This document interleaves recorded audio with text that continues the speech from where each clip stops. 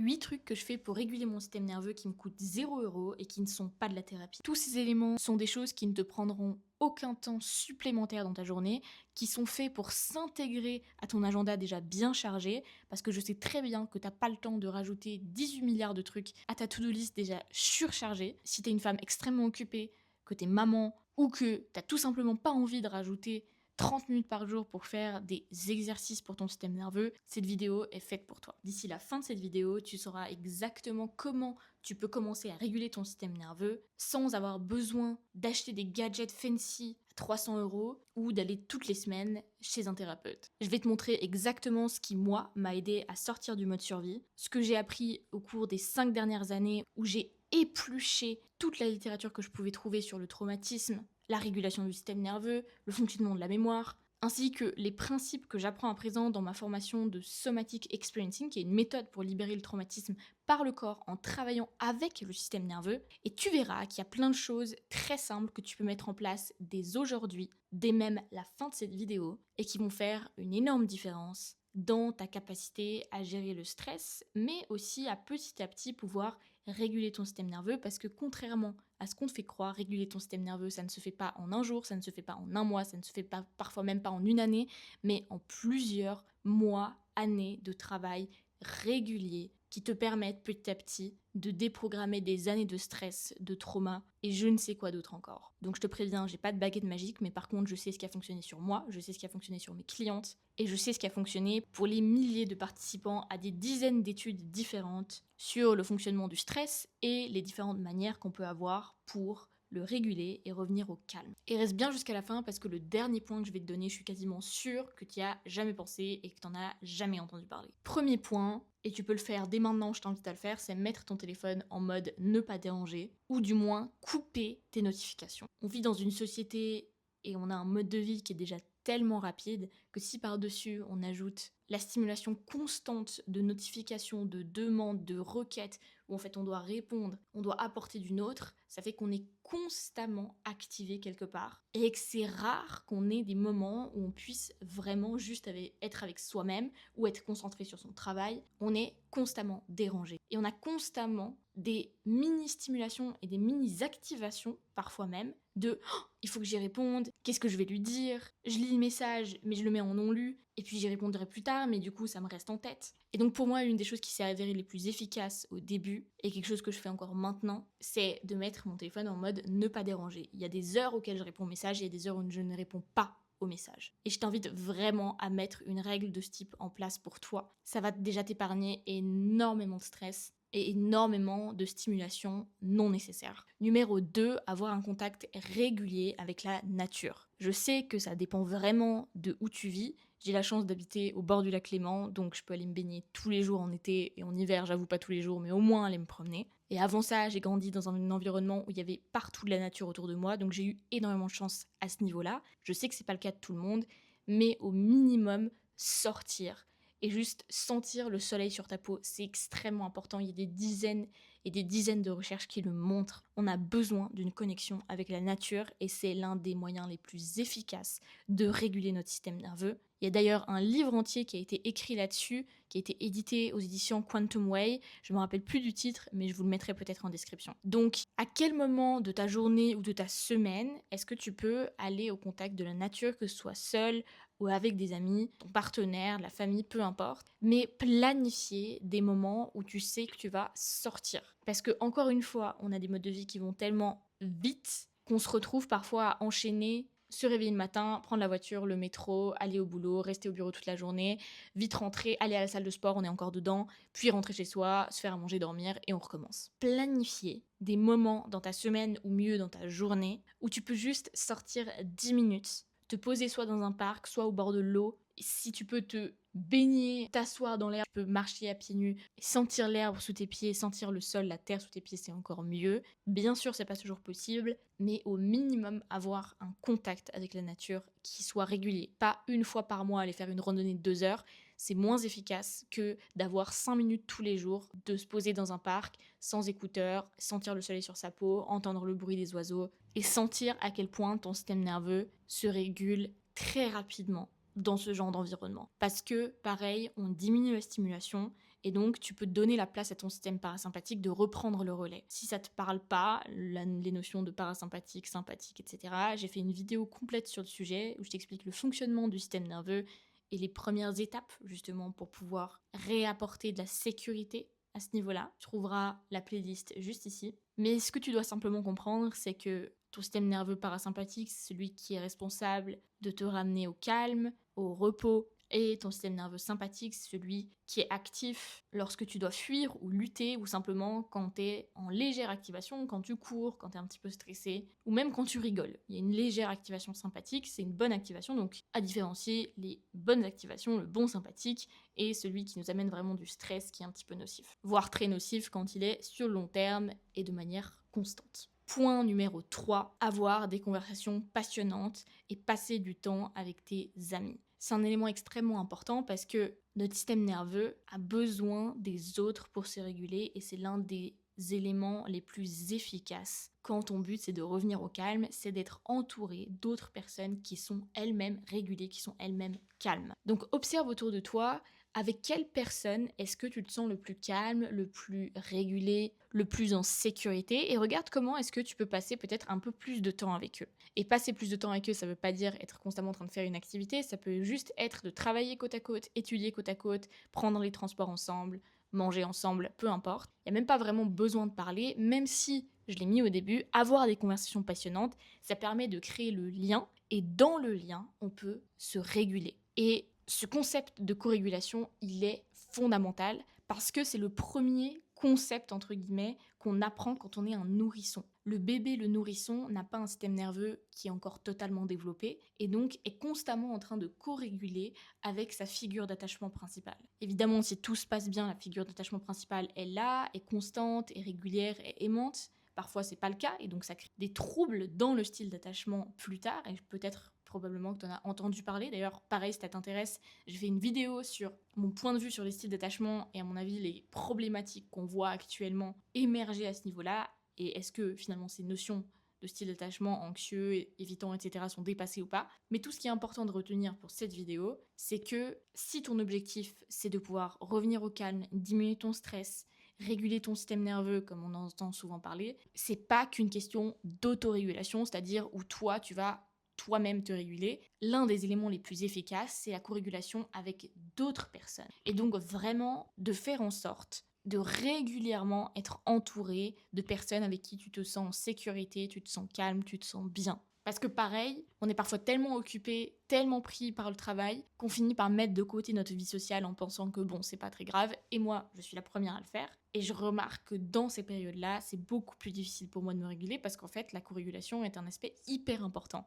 Et si, petite note, t'as pas de personnes autour de toi avec qui tu te sens safe, bien, en sécurité, régulé, c'est là que c'est ultra important de pouvoir trouver un thérapeute, un psy, un coach qui puisse t'apporter en fait cet aspect de co-régulation et commencer petit à petit à donner à ton système nerveux de nouvelles expériences de sécurité qui ensuite lui permettront de s'autoréguler beaucoup plus facilement. Donc on crée un cercle vertueux. 4e point, regarder un coucher de soleil ou quelconque autre chose qui te permet de te sentir émerveillé. Pour moi, c'est les couchers de soleil et c'est aussi plein d'autres choses, mais quand je regarde un coucher de soleil, je me sens waouh, je me sens comme émerveillée par les couleurs, par la beauté de ce qui se passe, c'est gratuit. Ça peut être aller voir un musée, pour certaines peut-être ça peut être créer un outfit, un certain look et de le trouver vraiment beau, être émerveillé par ça, mais trouver les petits moments qui te permettent de te sentir émerveillé et de cultiver ça le plus possible. C'est une des choses qui m'a le plus aidée et qu'en ce moment je ressens énormément, c'est cet aspect d'émerveillement. Pour moi, ça passe par le beau, parce que je trouve magnifique et qui va vraiment me donner ce sentiment de waouh, quels éléments, quelles choses, quel endroit, quel moment de la journée, quelle personne t'amène ce sentiment-là. Et comment est-ce que tu peux mettre davantage de ça dans ta vie de manière, encore une fois, régulière. Si tu regardes un coucher de soleil par année, ce sera pas suffisant. C'est comment est-ce que régulièrement, tu peux avoir ces petits moments d'émerveillement qui petit à petit, quand t'es émerveillé, très souvent, c'est difficile de faire coexister avec ça du stress. L'émerveillement te ramène vraiment à une qualité parasympathique qui active donc ton système nerveux parasympathique et te permet vraiment de revenir au calme, au repos et de retrouver aussi cette notion peut-être de curiosité, d'avoir envie d'être sublimé, émerveillé par quelque chose, c'est tous des éléments qui coïncident pas avec le traumatisme, qui coïncident pas avec un système nerveux dérégulé. Et donc plus tu peux ramener de cette qualité-là dans ta vie, plus tu verras que ton système nerveux petit à petit retrouve de la flexibilité. Parce que encore une fois, je sais pas qui t'a vendu ce mythe-là, mais le but d'un système nerveux régulé, c'est pas d'être tout le temps calme. Un système nerveux régulé, ça veut dire un système nerveux qui peut être activé, être stressé par moment, et ensuite redescendre et se restabiliser dans un état de calme, un état idéal, comme on appelle ça. Et donc, on va essayer justement de retrouver petit à petit cette flexibilité-là. C'est ça l'objectif. C'est pas d'être calme 24 heures sur 24, de ne jamais exploser, de ne jamais être stressé. Selon les circonstances, heureusement que tu es stressé. Heureusement que tu vas avoir ces modes de fuite, de combat qui s'activent, peut-être même de figement. Selon les circonstances, c'est la meilleure des solutions que tu peux trouver. Simplement, ensuite, le but, c'est de pouvoir redescendre et revenir à un état de calme. Et c'est cette flexibilité-là qu'on recherche le plus quand on parle de régulation du système nerveux. Et quiconque essaye de te faire croire que tu dois être zen H24 a tort. Point à la ligne. 5e élément qui me permet de réguler mon système nerveux et qui me coûte 0 €, c'est de faire la sieste. Par faire la sieste, j'entends simplement prendre des moments purement de repos où tu fais rien. Tout simplement rien. Et ça peut être, si t'as pas forcément l'occasion de faire la sieste au milieu d'après-midi parce que tu travailles, et moi aussi je travaille, donc c'est pas toujours le cas, mais c'est parfois de mettre mon réveil 5 minutes plus tôt le matin et d'avoir juste 5 minutes pour, au lieu de me lever dans le rush, être déjà stressé dès le réveil, de simplement pouvoir prendre le temps de regarder par la fenêtre, de regarder les nuages qui passent, de me lever tranquillement. Et ça peut être juste des 5 minutes comme ça, où tu fais a priori rien, où tu perds du temps, quelque part, mais qui permettent vraiment à ton système nerveux parasympathique de prendre le relais et de prendre plus de place que le sympathique. Et si tu peux pas faire une sieste, ça peut être simplement sur ta pause de midi, de te poser et de rien faire pendant une dizaine de minutes, d'observer les nuages qui passent dans le ciel, les gens qui passent dans la rue, peu importe, mais simplement de rien faire, de pas être constamment stimulé par un podcast, une vidéo, de la musique, les messages auxquels tu dois répondre, les 972 emails qui sont dans ta boîte et qui sont non lus. Bref, de prendre tout simplement un moment pour rien faire. Et c'est très challengeant. Pour moi, c'était très difficile, surtout de mettre en place des siestes, parce que c'était une des choses auxquelles j'arrivais vraiment pas à me faire, parce que je me disais que c'était vraiment du temps perdu et que je devrais vraiment être en train de faire autre chose. Mais particulièrement d'ailleurs pendant la canicule, si tu regardes ça actuellement, où on est en période de canicule, c'est d'autant plus important de pouvoir te donner plus de repos que d'habitude parce que la canicule fatigue énormément et pèse aussi sur le système nerveux. Donc c'est peut-être au début de t'entraîner. Moi j'ai commencé avec des 5 minutes de rien, 10 minutes de rien, puis ensuite des petites siestes de 20 minutes, des petites siestes de 30 minutes. Et maintenant ça devient quelque chose de beaucoup plus naturel et qui m'aide vraiment à activer mon système nerveux parasympathique et qui me coûte rien du tout, cerise sur le gâteau. 6e élément, savourer un fruit comme si c'était le dernier que tu mangeais. Donc évidemment, c'est pas le dernier que tu manges, on est d'accord, mais ça veut simplement dire prendre le temps d'allonger l'expérience probablement agréable que tu fais. Si tu manges de la mangue, ton fruit préféré, peu importe, de prendre le temps de sentir l'odeur du fruit, la texture du fruit, le goût et les nuances du goût. Parce que souvent, on mange notre fruit en hâte, à la fin du repas, en remarquant à peine que ça a été le cas. Et donc là, c'est comme de te donner, comme si tu avais un timer de 7 minutes, disons, et que tu devais manger ce fruit-là en 7 minutes. Et 7 minutes, c'est relativement long, tu verras. Et que tu devais vraiment prendre le temps de le faire. Et que tu le savourais vraiment comme si peut-être c'était le dernier fruit que tu mangeais. Bien sûr, c'est pas le cas. On va pas te mettre un stress avec ça. Mais ça veut simplement dire de prendre le temps, d'allonger le temps. C'est comme si le moment où tu mangeais ta nectarine, ton fruit, peu importe, était un petit bout de gomme. Et ce qu'on essayait de faire, c'est d'allonger cet élastique, cette gomme, peu importe. Je pense aux gommes, je sais pas si t'avais ça quand t'étais petite, mais c'est des gommes malléables qui permettent d'effacer, mais qu'on peut aussi étirer un peu dans tous les sens. Bref, donc c'est comme si vraiment tu pouvais allonger cette petite expérience de manger le fruit et de sentir tout ce qu'il y a avec. Et 7e élément qui me permet de réguler mon système nerveux et qui ne coûte absolument rien, c'est de créer sans attendre de résultats précis. Et par créer, j'entends peut-être faire de la peinture, du dessin, de la poterie, mais ça peut aussi être écrire, ça peut être créer un outfit, ça peut être faire un puzzle ou un jeu. Tout ce qui te met dans une attitude de curiosité, de créativité et un peu de jeu, et de vraiment le faire sans attendre de résultat. C'est-à-dire, si tu peins une fleur, de pas te dire que ta fleur, elle doit être parfaite. Elle est comme elle est, et ton seul objectif, c'est de l'avoir fait, et d'avoir pris le plus de plaisir possible pendant que tu le fais. Et pareil, c'est extrêmement important, parce qu'ici, les qualités de créativité, de curiosité et de jeu, elles sont pas compatibles avec le trauma, elles sont pas compatibles avec les modes de fuite et de lutte ou de figement. Parce que quand tu es en train de fuir, quand tu es en train de lutter, ou quand tu te figes, il n'y a pas de place pour la créativité, il n'y a pas de place pour la curiosité et il n'y a pas de place pour le jeu. Et donc si on arrive à remettre ces qualités régulièrement dans ta vie, et justement donc de te demander quelle activité me permet d'avoir ce sentiment-là, ça peut aussi être un sport, hein, mis à part ça je ne l'ai pas dit avant, mais si un sport que tu fais et qui vraiment te permet de te connecter à ça, fais-le de manière la plus régulière possible. Tu verras que ça va faire une énorme différence pour ton système nerveux. 8e et dernière chose que je fais pour réguler mon système nerveux, qui me coûte 0 €, c'est de ralentir toutes les activités banales et inintéressantes que je dois faire, style vaisselle, lessive, ménage, rangement, ou même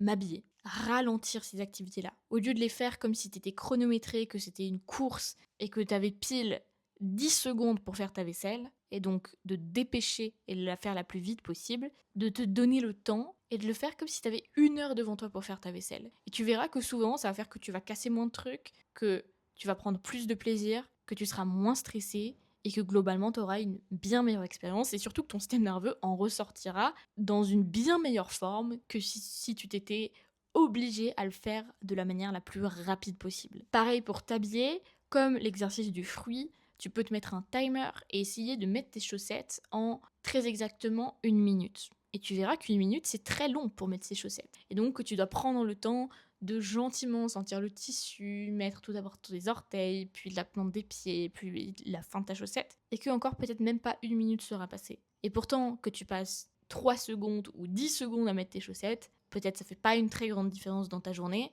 par contre, ça fait une très grande différence pour ton système nerveux. Et donc, de saisir les occasions que tu as sur les petites tâches banales, inintéressantes, peut-être un petit peu chiantes même, que tu es obligé de faire, pour les transformer en exercice pour ton système nerveux. Parce que probablement que, comme moi, tu as un agenda qui est chargé, tu as beaucoup de choses différentes et tu n'as pas le temps d'ajouter 18 pratiques différentes à ta to-do list pour réguler ton système nerveux.